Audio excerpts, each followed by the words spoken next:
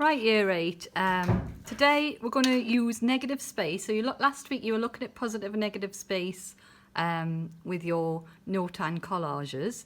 Today we're going to use looking at negative spaces between things to help us draw objects that might look a little bit complicated at first glance. Okay, we're going to make it in a small area of your page. You need some paper or cardboard or anything that you can draw on and you can see your pencil lines. Okay, if you haven't got any white plain paper, you can use lined, you can use graph paper, you can use newspaper, whatever, but as long as you can draw onto it. Okay, or the back of a cereal box.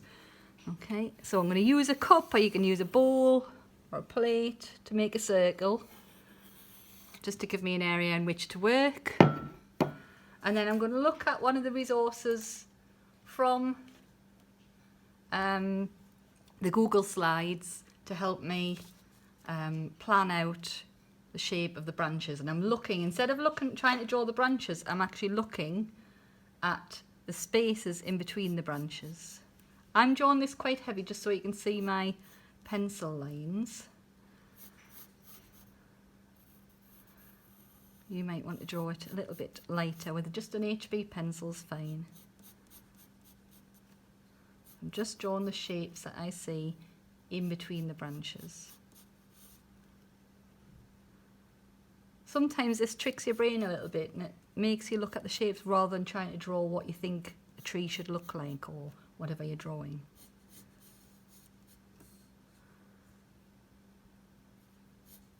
I'm not trying to draw the whole image, so some of the photos on the Google Slides, it's like a whole tree or a very complicated tree. Just zoom in and choose one area of it. So I've got that shape there, then got another shape here. You'll notice also that tree branches get skinnier the further away from the ground they get. So you don't want to have big thick branches near the top. Now there's a big shape. Got that shape there. I've got a little bit of shape in between a trunk here where two branches go next to each other.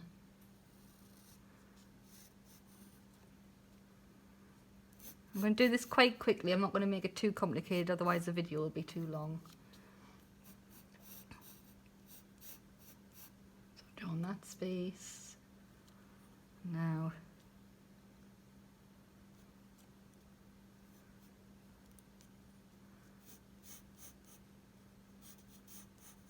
space there.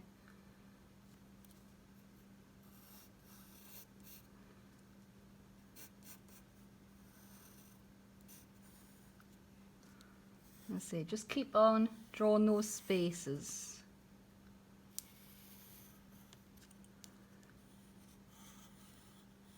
Sometimes the lines may be quite thin.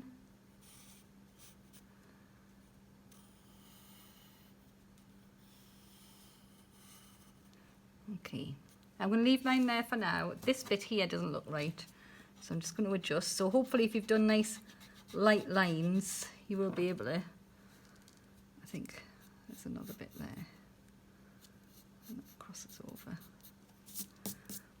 You will be able to rub out and adjust, okay? And then the next stage is to render all the negative spaces. You're going to leave all the branches blank on the trunk and you're going to render. So you can choose how to render. You can see some examples on the presentation.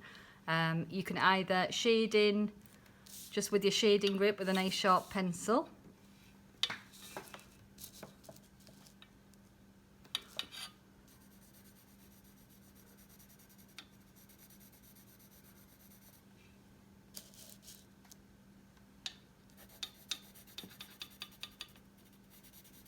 You can graduate it from one area to the next. Just making sure that you stay in the lines. Or you can cross hatch. So remember, hatching is where you draw lines going one way. Cross hatching two ways. So you can cross hatch areas, but stick to the same technique all over. Don't try and match it up. I know mine's a bit of a match up now just because I was showing you different techniques, but either do cross-hatching or shading, or you can paint it if you really like, if you've got paints at home. But you're just shading in the negative spaces.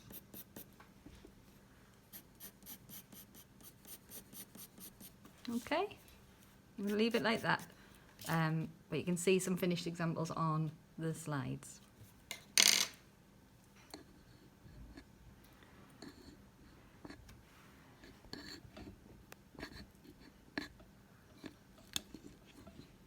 Oh man.